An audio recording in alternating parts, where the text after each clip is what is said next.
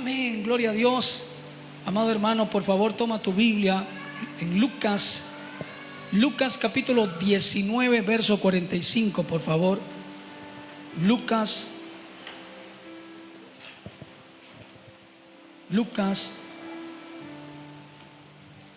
19:45. Lucas capítulo 19 verso 45. Amén. ¿Lo tenemos? Lucas 19:45. Lucas 19:45, por favor. Dice así la palabra de nuestro Dios Todopoderoso. Mi alma te alaba, Señor, gloria a Dios.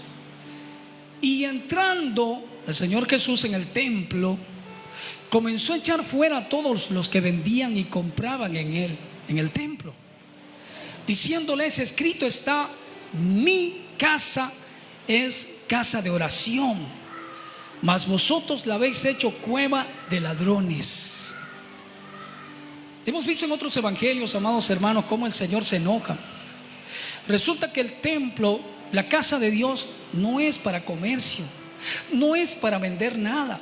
Y esta es una enseñanza que tiene que plasmarse. Hermano, ya ahora se está distorsionado. En las congregaciones todo se vende. Amén. Todo se ha hecho comercial. Y eso no debería ser así. El Señor aquí se enoja. ¿Por qué? Porque ya habían cambistas. Alguno aparentemente puede decir: pero no, esto es para la obra del Señor. Estamos hablando que allí en el lugar donde era un lugar santísimo, donde la gente venía a orar, a ayunar, a clamar, ¿verdad? A interceder tal vez por su vida, por sus pecados, pedir perdón. Ese lugar era santo, no tenía que ser profanado. Algunos pensaban que lo hacían bien, porque imagínense, vendían palomas, por ejemplo, vendían animalitos. Y uno podría decir: bueno, es como en otras congregaciones se venden Biblias, se venden libros. No, yo no puedo decir: bueno, amén, con tal es la palabra de Dios, esto es para edificación del pueblo. Pero vea, esos animalitos también eran para hacer sacrificio. La gente venía extranjera, la venta de los hermanos, la gente que venía compraba esos animalitos para hacer sacrificios. Pero vea, aparentemente pudiera ser que estaba bien, pero no, al Señor no le gustó eso. El Señor se enojó. Dice que agarró y hizo como unas cuerdas, ¿verdad? Las enredó ahí, la hizo como que de estrés, y empezó, dice, a latillar, a echar fuera a los cambistas. Estaban ahí, todos habían hecho comercio. Todo eso era una podredumbre, porque ahí estaban los animales, se hacían seguramente sus heces fecales, y todo eso era una cochinera, un lugar que no debería ser profanado, debería ser un lugar santo. Amén. Y esto es una enseñanza también. En las congregaciones, hermano, ya todo se vende, ¿verdad? Y no debería ser así. Yo no estoy diciendo que tú pueden ofrecer algún sacrificio de amor, tal vez fuera, pero nunca en un lugar donde se viene solamente, exclusivamente para orar, para escuchar la palabra, para poder alabar al Señor. Mira, aquí estaba entrando en el templo en ese lugar, hermano. Ese lugar se había hecho para que la gente venga a orar, a clamar, a pedir misericordia al Señor. Pero ahí estaban todos ahí, vendían y compraban en él. Lo hicieron comercial. Estaban ahí los cambistas. Amén. Cambiaban la moneda hebrea, o sea, de los otros países a la moneda de ahí. Y eso no le gustó al Señor. Aparentemente uno podría decir: bueno, pero están trayendo ofrendas, ¿no? O por son los animalitos ahí. Pero yo creo que no era el lugar. No es el lugar. La iglesia no está para vender, no está para comerciar, en otras palabras. La iglesia está aquí, hermano, para orar, para clamar, para gemir, para interceder, para alabar, para desnudar nuestros corazoncitos. Amén. Mira lo que dice el Señor en el 19:46, diciéndoles a esa gente, después que los bota, ¿verdad?, los echa afuera, le dice: ¿saben qué? Mi casa es casa de oración. Mi casa es para orar. Mi casa es para clamar. Mi casa es para que ustedes vengan y desnuden sus corazoncitos. No es para profanarlo, no es para que ustedes vendan, compren, sean cambistas y cambien su dinero acá. No, es una casa de oración, es un lugar sagrado donde no tiene que haber ningún estorbo, no tiene que haber ninguna podredumbre, nada. Ese lugar tiene que ser santo, tiene que ser pulcro, porque ahí descendía el Señor. Venía el Señor, hermano, descendía y ahí veía al pueblo del Señor que venía, buscaba, se congregaba, mejor dicho, se convertía, pedía perdón por sus pecados y ahí estaba el Señor. Y pues un lugar tiene que ser un lugar pulcro, un lugar santo, donde no haya profanación de nada. Y por eso el Señor se enoja y por eso los echa fuera. Algunos dicen, pero ahí está, como que Dios es bueno y misericordioso. ¿Dónde está Dios? ¿Por qué hizo semejante barbaridad? Porque profanaron un lugar santo. Porque ese lugar, hermano, estaba destinado con un propósito. Es lo mismo que este lugar. Este lugar tiene un propósito. Aquí está, venimos a aprender la palabra del Señor, venimos a alabar al Señor, ¿verdad? Venimos a orar aquí en este lugar. Para eso venimos. Y le decían, escrito está, mi casa es casa de oración, mas vosotros la habéis hecho cueva de ladrones. Cueva de ladrones, porque estaban, hermanos, seguramente, porque es así, ¿verdad? La gente sabe que venía con tanta necesidad de otros países, ¿y qué hacían? Seguramente cobraban en demasía. Seguramente ahí se aprovechaban para cobrar las palomitas, los animalitos para sacrificio, o el mismo cambio también era en demasía. Entonces les decían, ustedes son ladrones, porque ni siquiera son honestos, ni siquiera cobran bien. Y por eso el Señor se enojó y los botó. Amén. Yo creo, amados hermanitos, que eso es lo que tenemos que tener mucho cuidado ahora. Las cosas en la iglesia no se tienen que vender. Amén. No hay por qué vendamos nada. Aquí no hay nada que vender. Vamos a orar, vamos a clamar para que el Señor bendiga sus vidas, el Señor prospere sus vidas, para que así el Señor bendiga sus familias, la obra de sus manos, y ustedes puedan disponer lo que le pertenece al Señor, porque es así. El Señor pone el querer como el hacer, y tú traes tus ofrenditas, traes tus diezmos a la casa del Señor. Allá ya verás si el pastor lo utiliza mal o no, pero tú cumples trayendo ese sacrificio de amor a la obra del Señor. Amén. Entonces es importante eso, saber, amados hermanitos. Amén. Es importante, esto ya no se está predicando, ¿verdad? Porque ya se está profanando los lugares donde se congregan, donde se edifican, donde vienen a orar, porque ya todo es comercial, todo es para beneficios, para el bolsillo, ni siquiera para la obra. A veces podríamos, pues no, para comprar alguna cosa, pero sin embargo no, solamente para beneficios de unos cuantos, y eso no está bien. Amén.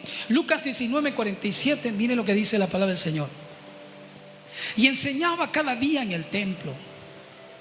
Enseñaba el Señor cada día en el templo. Mira, el Señor no descansaba, amados hermanitos, y esto tenemos que imitar. El Señor nunca descansó. El Señor vino a hacer la obra del Señor. Él vino a predicar. Él no vino a descansar. Todo el tiempo de su ministerio, los 3 años y medio, Él andaba predicando, y no andaba como nosotros en movilidad, en micro, en moto. No, caminaba. Y donde le tocaba dormir, ahí, si le tocaba una cuevita, ahí se metía en esa cueva. Si le tocaba en un árbol, debajo de un árbol, ahí se quedaba. O si no, a la intemperie, armaban unas carpitas como unas lonitas, y ahí se quedaba el Señor a dormir. Así era nuestro amado Señor Jesucristo. Amén. Mira, aquí dice, enseñaba. No decía cada 2 días, cada 3 días, como nosotros nos congregamos acá. Cada día. Amén.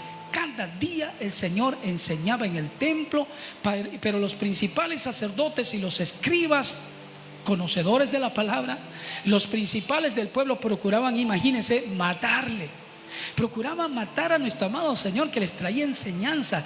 Ya saben ustedes que ellos tenían celo de nuestro amado Señor Jesucristo, porque el Señor, pues, él era la palabra. Él conocía totalmente la palabra, ¿verdad? Y seguramente los confrontaba a los fariseos, y eso no les gustaba a ellos, y por eso procuraban, dice, matarle. Amén. Porque él enseñaba la palabra con denuedo. Esa palabra era refrigerio para las almas que estaban ahí necesitadas, con pruebas, con dificultades, con tribulaciones. Estaban en pecados, tal vez estaban ya en lo último, pero de pronto recibían una palabra de amor, una palabra de consuelo. De pronto recibían sanidad, restauración, ¿verdad? Consuelo. Les decían, Señor, que había oportunidad, que Él no vino para destruir a nadie, Él no vino para juzgar a nadie, sino para salvarlos. Y eso era hermoso. Eso es hermoso, ¿verdad? Ellos, por eso la gente lo seguía, por eso las multitudes venían. Los lugares donde él se reunía en el templo se llenaba hasta afuera, porque había palabra, había edificación, había palabra hermosa, palabra de sustento, de liberación, de restauración para esas vidas. Pero para que se den cuenta, algunos que conocían la letra muerta estaban ahí con odio, con celo, tanto así, y eso se presenta en las congregaciones a veces, porque existe la envidia, existe el celo. E incluso hasta ese asesino, mira, querían matarlo, querían eliminarlo, porque para ellos era una oposición, porque como les decía, el pueblo se le había volcado al Señor Jesús. Antes ellos eran, a ellos lo adulaban, a ellos le besaban la mano, a ellos le decían Padrecito, y por eso querían matarle. Y no hallaban nada que pudieran hacerle, porque todo el pueblo estaba suspenso oyéndole. No había nada, porque hermano, él era puro, él era santo. Todo lo que predicaba era basado en las escrituras. Y eso es lo que tenemos que aprender nosotros como siervos del Señor. No hablar nada fuera de contexto, nada por raciocinio, nada porque se me ocurrió decir.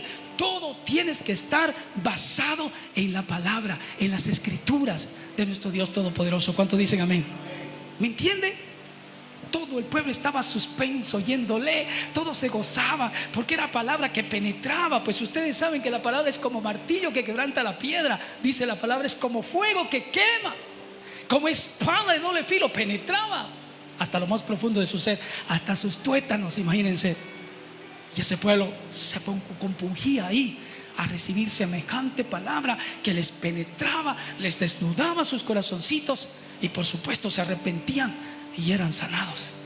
Y esta es la palabra que estamos recibiendo ahora.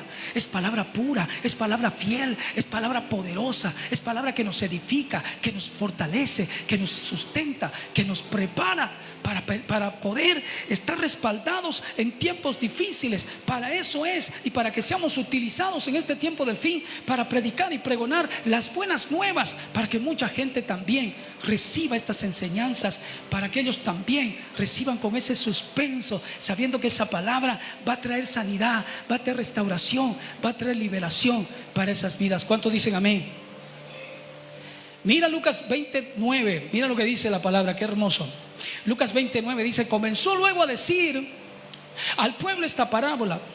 Les decía que la parábola, el Señor siempre utilizaba las parábolas. El Señor siempre utilizaba alguna cosa que había acontecido o que iba a acontecer también, porque van a ver esto es profético. Te van a dar cuenta que esto el Señor decía de Él mismo, de lo que iba a pasar y de la persecución que habían pasado los siervos y que íbamos a pasar después. Mira, esta enseñanza es bien bonita, reveladora. Mira, dice: comenzó luego a decir al pueblo esta parábola. Un hombre plantó una viña. Vea, nosotros estamos viendo que la viña es el pueblo de Dios, ¿verdad? El pueblo del Señor. Él es el que cuida la viña. Y dice que un hombre plantó una viña, la arrendó a los labradores. Este hombre ¿cómo se llama? La alquiló a esos labradores y se ausentó por mucho tiempo, dice. Vamos a entender.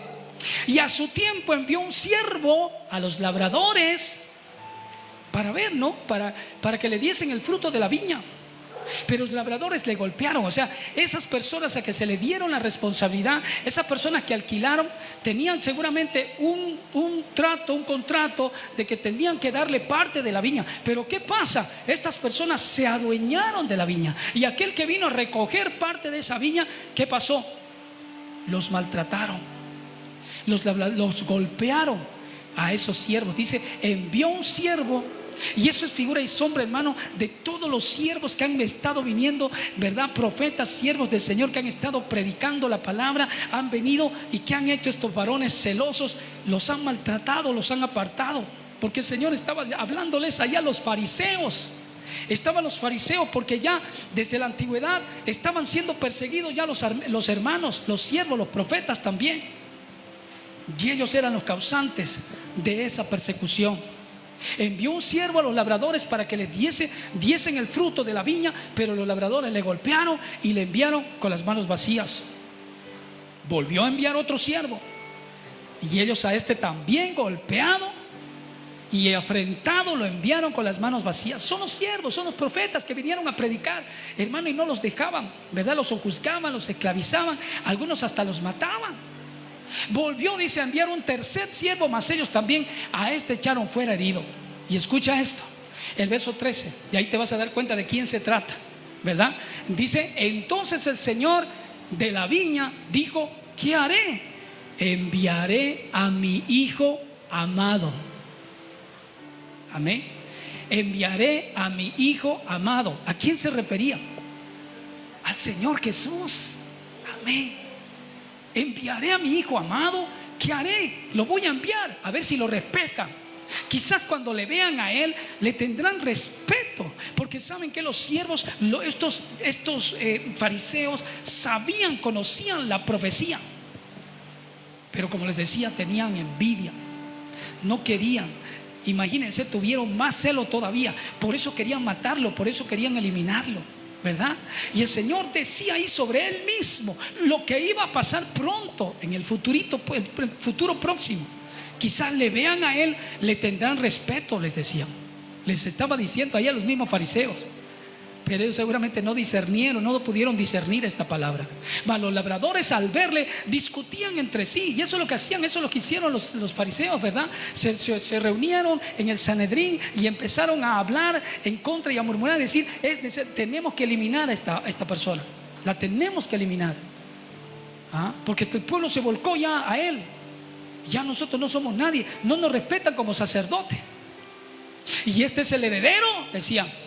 Venid, matémosle para que la heredad sea nuestra. Imagínense, se querían adueñar de la viña, se querían adueñar del pueblo, a quien el Señor solamente les dio que lo puedan proteger, que lo puedan sustentar, pero ellos se ensañorearon de ese pueblo. Y vean, celosos, este es el heredero, matémosle para que nosotros heredemos, para que esa heredad sea nuestra. Imagínense, querían adueñar de algo que no les pertenecía, de algo que solamente se les había dado por un tiempo. Ellos tenían la responsabilidad de multiplicar esa viña, hacer que crezca, que salgan frutos de esa viña. ¿Y qué dice? Y le echaron fuera de la viña y le mataron.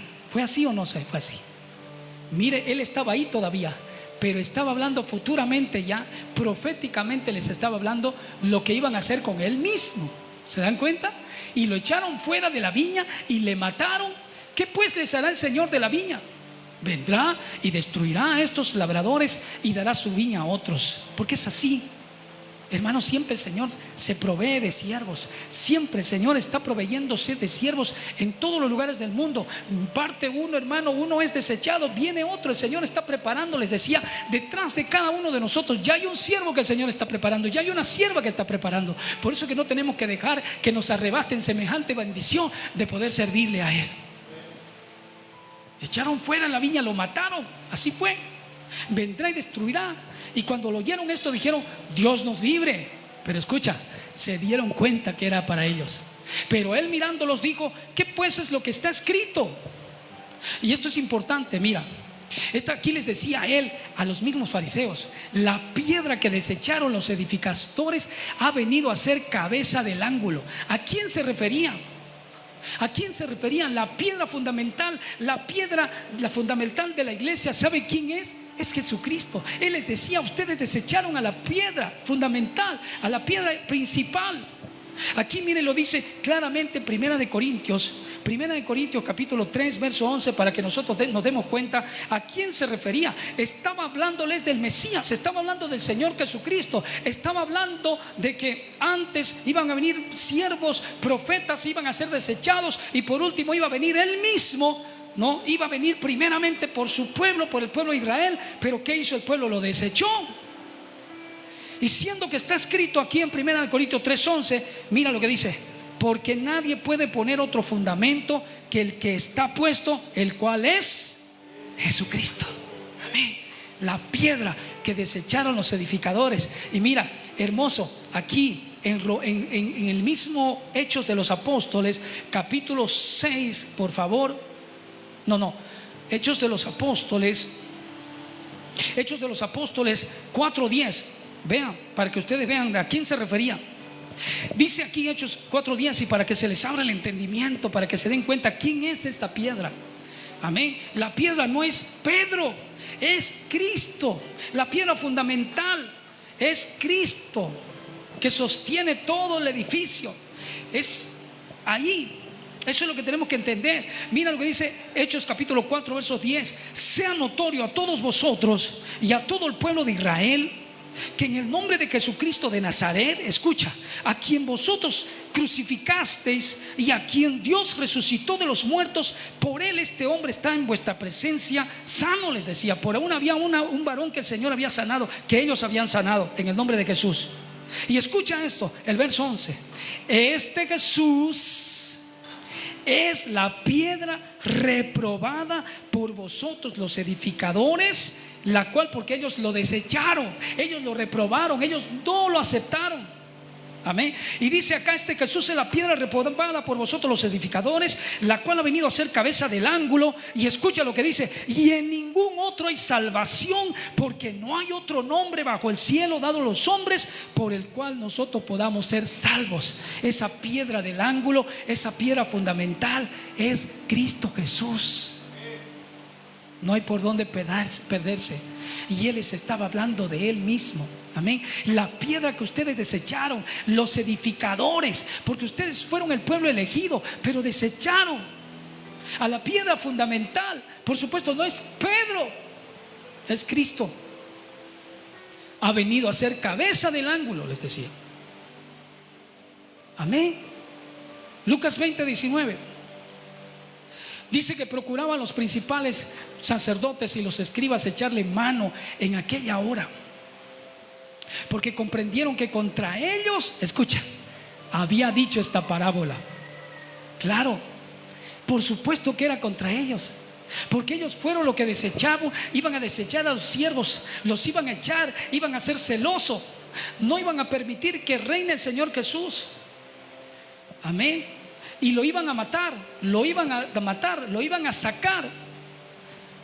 Y les estaba hablando de ellos, y los discípulos se dieron cuenta.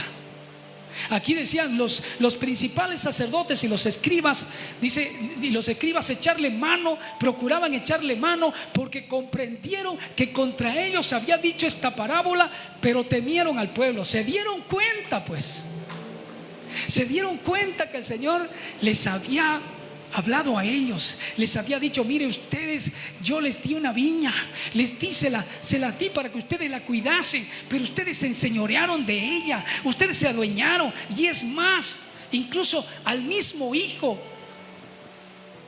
lo mataron, lo van a matar. El Señor vino por ustedes, pero ustedes lo desecharon. Así de sencillo. ¿Cuántos dicen amén? Lucas 20:20 dice: y echándole enviaron espías, escucha esto, que se simulasen justos, porque ya, hermano, ya ellos se endurecieron. Ellos ya no hallaban cómo destruir a nuestro amado Señor Jesucristo. Ellos tenían un celo pero de asesinato. Lo querían matar, querían eliminar a nuestro amado Señor Jesucristo. Y por supuesto hemos visto el domingo, ¿verdad? Nosotros como siervos del Señor no estamos exentos. Nosotros también vamos a ser perseguidos. Mi hermano, el Señor decía: si a mí me hicieron esto, a vosotros también os harán, a vosotros también os perseguirán. Incluso vamos a padecer por causa de la justicia. Dice que echándole enviaron espías que simulasen justos. Imagínense, era tanta la maldad. Y eso, hermano, por si acaso, esto es una enseñanza, ¿saben? Para nosotros, porque ahora, hermano, estoy escuchando mucho. Hay muchos, ex satanistas, que ellos tienen una misión.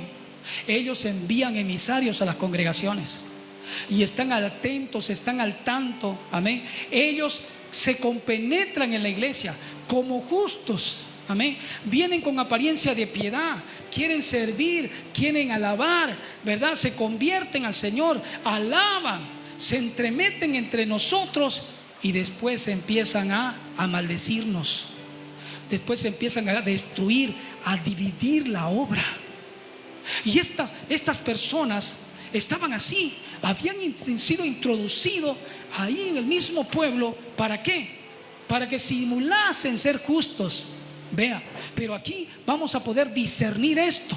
Amén. Vamos a poder discernir, porque eso es lo que tenemos que pedirle al Señor, que nos dé discernimiento de espíritu. Amén. Y también tenemos que pedirle que nos dé discernimiento de lenguas, porque hay lenguas angélicas y hay lenguas de espíritus inmundos. Y los espíritus inmundos, muchas veces esos satanistas, se manifiestan las lenguas en ellos, pero en vez de que estén hablando lenguas angélicas, están maldiciéndonos. Eso aprendí, y tenemos que tener el discernimiento de lenguas, porque muchas veces hablan personas en lenguas y nos están maldiciendo. Si no tenemos ese discernimiento, es por eso que muchas congregaciones caen. Y por eso tenemos que estar despiertos. Amén. Porque mira, estas personas, aunque estaba pues ahí el Señor Jesús, ustedes saben que Él conoce nuestros pensamientos, ¿verdad? Él sabía, conocía que habían personas introducidas ahí. Y eso es lo que tenemos que aprender.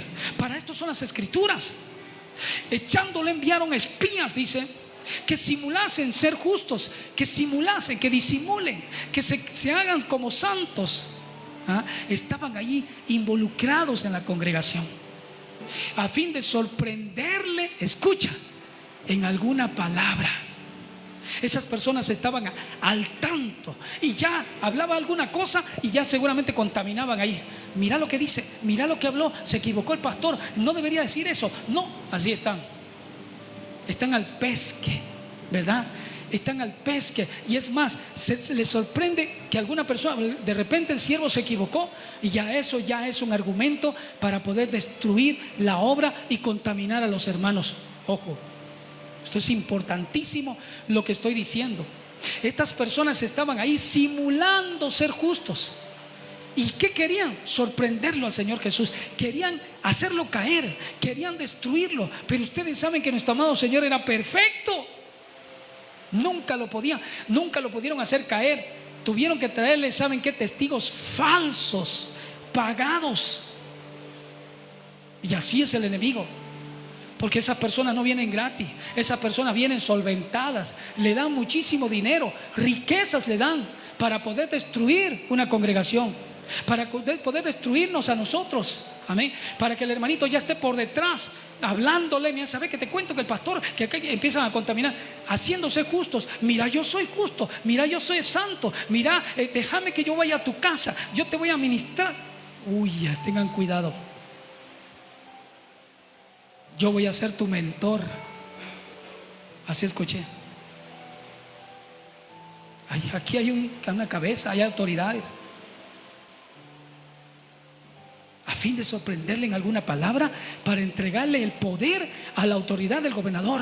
Ellos querían hacerlo pisar el palito para poder entregarlo al gobernador, porque sabían que si hablaban en contra del gobernador, hermano, el gobernador pues lo metía preso. Y mira cómo actuaban, mira cómo actúa el enemigo. Y le preguntaron diciendo: maestro, mira, con apariencia de piedad, ¿no? Adulador, ¿no? Para que se den cuenta, no lo consideraron como señor, como maestro, como alguien que enseña. Maestrito, sabemos que dices y enseña rectamente, que tú eres santo y que no haces acepción de persona. Mira cómo entraron. Sino que enseñas el camino de Dios con verdad, les decía. Esas personas ahí que estaban disfrazadas como justas. Sabemos que dices, que enseñas rectamente, que eres un siervo justo, que eres santo y que no haces acepción de personas. Tú no estás ahí mirando que al pobre, que el rico, que el que está no se bañó, o el judío, o el griego. No haces acepción, o el fornicario, o el adúltero. Todos tú no haces acepción de personas, sino que enseñas el camino de Dios con verdad. Mira, y escucha, y ahí le lanza, pues, ¿no? Le lanza esa pregunta para poder ver cómo le iba a contestar el Señor. Y le dice: ¿nos es lícito, Señor? ¿Está bien que paguemos impuestos? O sea, le dice: ¿nos es lícito dar tributo al César o no? Y en otra versión dice: ¿nos es lícito, está bien que paguemos impuestos? Le dice, al César. Y ahí el Señor se da cuenta, porque al Señor no lo podemos engañar. Él sabía el corazón maligno que tenían estas personas ahí. ¿Y qué estaban queriendo hacer? Que el Señor diga: no, pero ¿cómo van a pagar al César tributo? No tienen que pagarle al César tributo, ustedes tienen que darle a Dios solamente. Y ahí ellos iban a ir con el chisme, eso iba a llegar allá al César, y por supuesto que el César los iba a apresar, lo iba a apresar al Señor, porque ahí no se podía decir nada en contra de los gobernantes. Amén. Mira, nos es lícito, está bien que paguemos impuestos, dar tributo al César o no, le decía. Y el Señor le contesta sabiamente. Amén. Míralo cómo le contesta el Señor. Mas Él, comprendiendo la astucia de ellos, porque Él sabe, a Él no le podemos engañar, les dijo: ¿por qué me tentáis? ¿Por qué me tientan ustedes? ¿Por qué corazones malignos? O sea, yo conozco sus propósitos, en otras palabras, parafraseando, ¿verdad?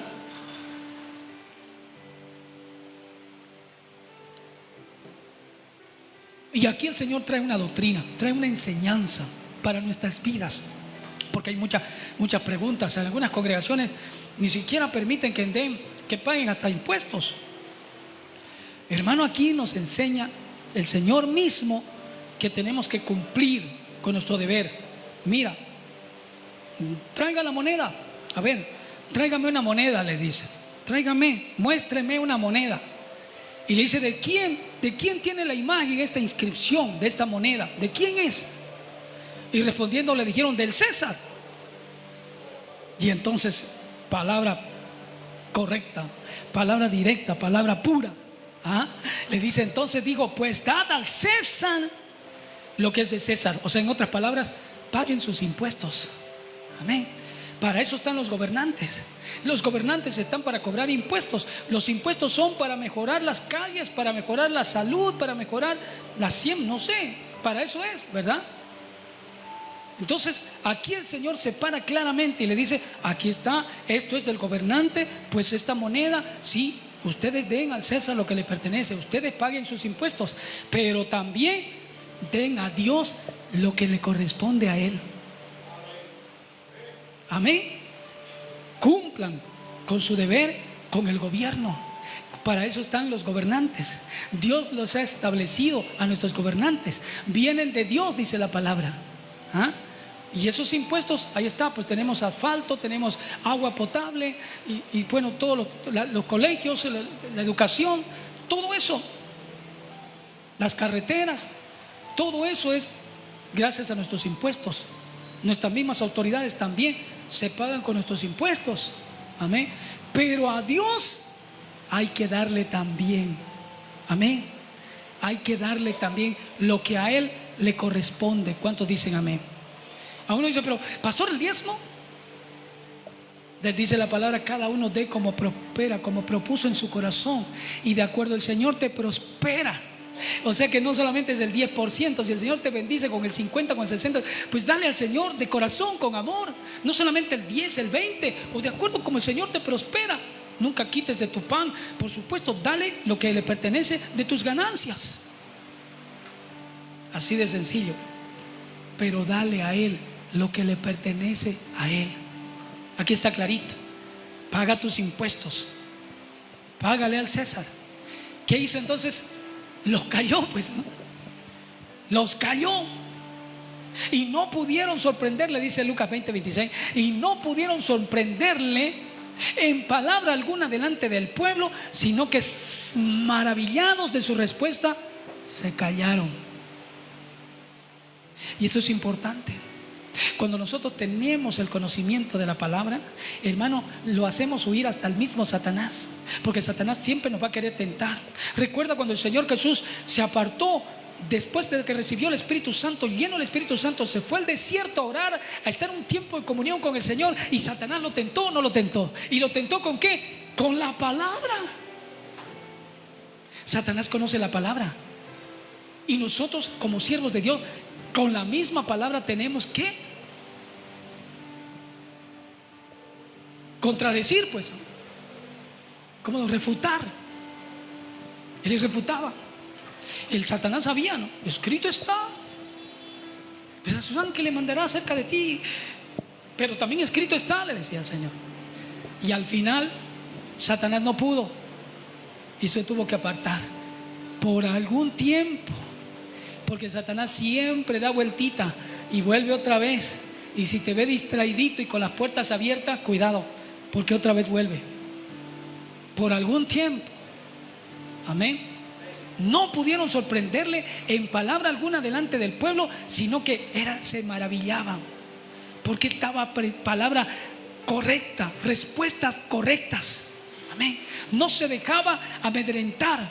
Por eso es que tuvieron que pagar, pudieron conseguir utilizaron al pobre Judas. Lo vieron que su corazón estaba malo, ya Judas se había contaminado, había entrado Satanás y ya entró el robo, era un ladrón, y le ofrecieron algo tentador, 30 monedas de plata, y así lo vendió a su mismo amado Señor Jesucristo. Amén. Lucas 20:27, por favor. Escucha, esta es otra enseñanza bonita. Aquí los saduceos, por ejemplo, decían que no había resurrección, y los fariseos decían que sí. Yo les digo una cosa, hermanos: si no hay resurrección de muertos, en vano estamos aquí. Quiero decirles, si no existe otra vida después de la muerte, en vano estamos aquí. Amén. Porque sabemos que el Señor está vivo. El Señor murió y resucitó al tercer día.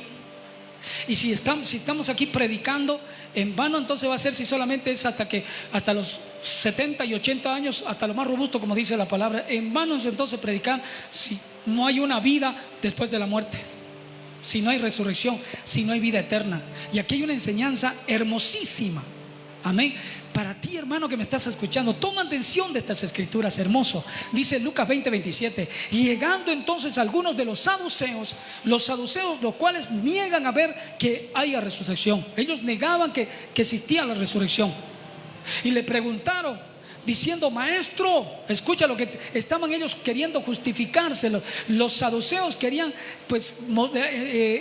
preguntarle al Señor Jesús. Querían saber, a ver cómo les iba a contestar el Señor Jesús referente a que si los muertos resucitan o no resucitan. Entonces le dice: maestro, Moisés nos escribió, si el hermano de alguno muriere teniendo mujer, escucha esto, y no dejare hijos, que su hermano se case con ella y le levante descendencia a su hermano. Escucha esto, te lo voy a volver a repetir. Esto se llama la ley del levirato. Amén. ¿Cómo era la ley del levirato? Eso está en Deuteronomio.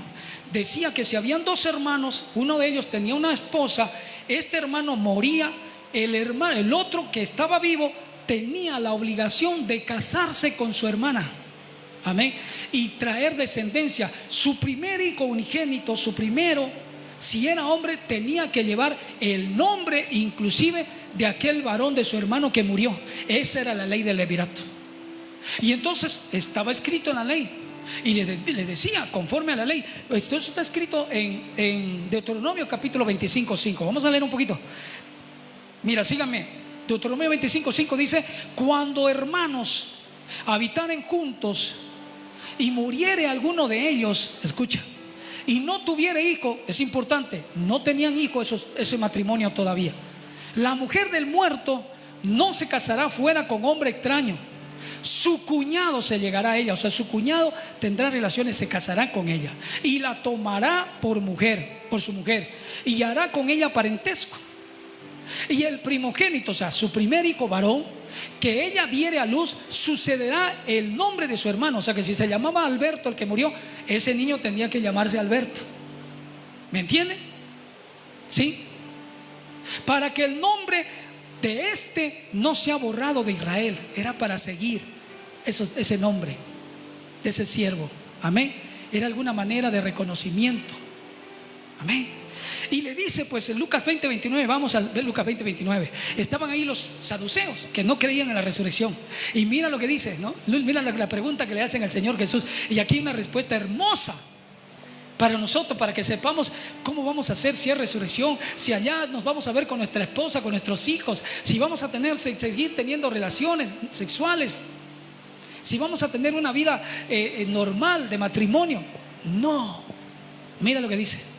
Hubo pues 7 hermanos, le decían estos saduceos, y el primero tomó esposa y murió sin hijos. eran 7 hermanos. La tomó el segundo, conforme a la ley del levirato, el cual también murió sin hijos, el otro varón. La tomó el tercero, y así también todos los 7, y murieron sin dejar descendencia. O sea que no, para ninguno tuvo hijo la mujer. Finalmente murió la mujer, le dice, y escucha lo que le pregunta: y en la resurrección, Señor, pues, ¿de cuál de ellos será su mujer? Si las 7 la tuvieron. ¿Ah? ¿Allá se van a pelear? No, no. ¿Qué van a hacer allá? No, fue mi esposa. No, pero yo fui el primero. No, mira, sabio el Señor. Ya no va a ser así allá. En la resurrección ya no va a ser así. Amén. Mira, en la resurrección, pues, ¿de cuál de ellos será mujer? Le dice. Le decían los saduceos al Señor, ya que las 7 la tuvieron por mujer.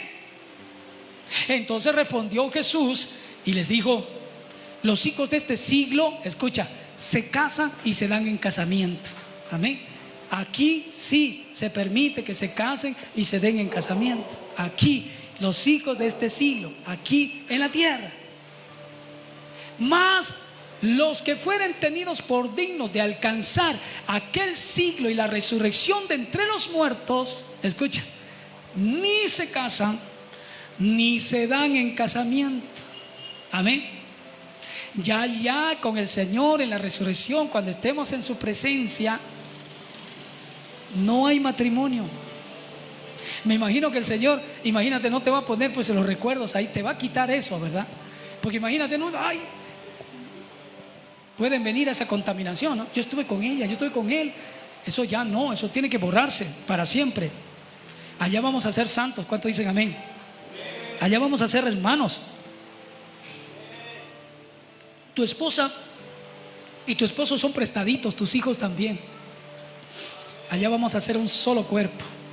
Y vamos a estar ahí para adorarle a nuestro Dios, no para estar recordando. Y peor, pensando en cosas de la carne. Imagínate, nada que ver. Los hijos de este siglo se casan y se dan en casamiento, mas los que fueren tenidos por dignos de alcanzar, porque no cualquiera, ¿verdad?, va a estar en la presencia del Señor. Sabemos que hay 2 lugares. Aquel siglo, la resurrección de entre los muertos, le dice, ni se casan ni se dan en casamiento. Escucha, porque no pueden ya más morir, pues son iguales a los ángeles. Amén. Igualito a los ángeles vamos a ser. Vestiduras blancas, resplandecientes. Ojalá tengamos alitas, ¿no? Para que vayamos de aquí a allá. Vamos a ir allá a ver al paraíso. Vamos a ir a ver allá donde vive Abraham, donde está su mansión de tal, fulano de tal. Vamos a ir a ver allá la congregación Puerta de Esperanza, donde está el pastor, la hermana Fabricia, donde vamos a ir a visitarla. Hermoso, ¿no? Y en un ratito volar ahí. Qué lindo.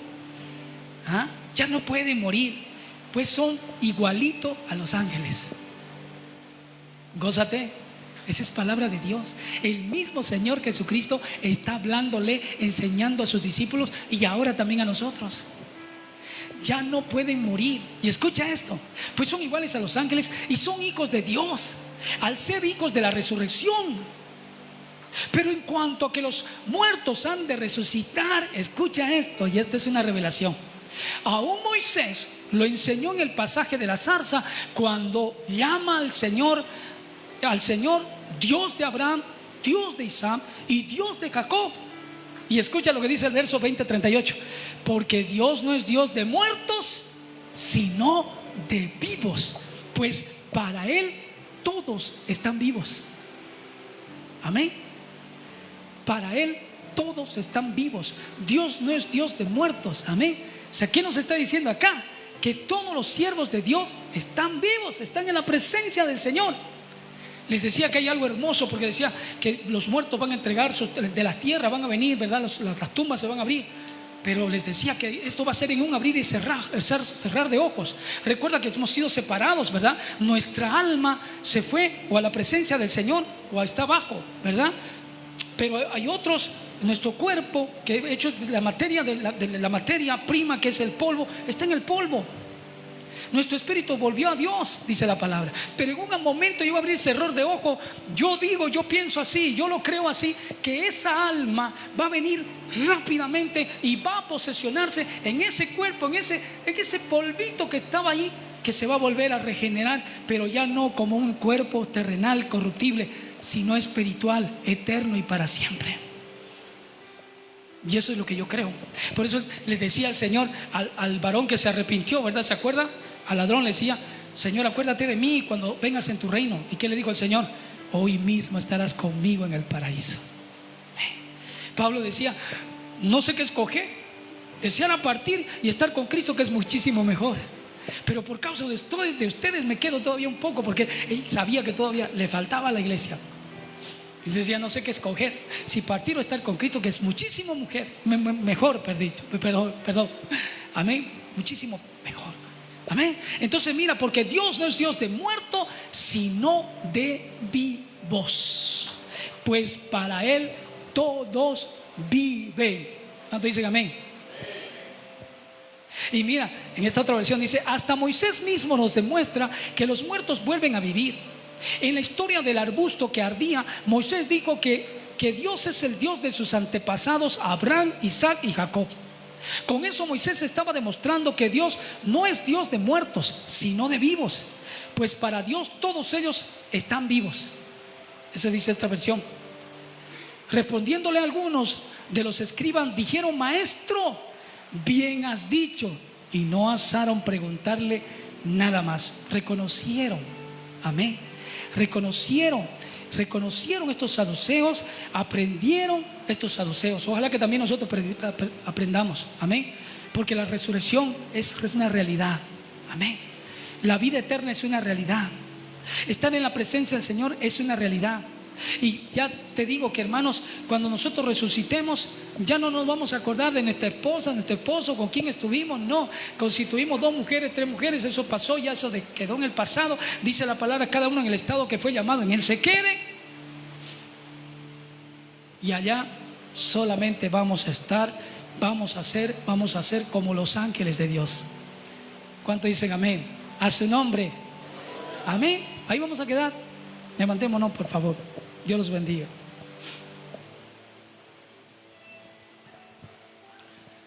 ¿Hay alguna pregunta? Ya no nos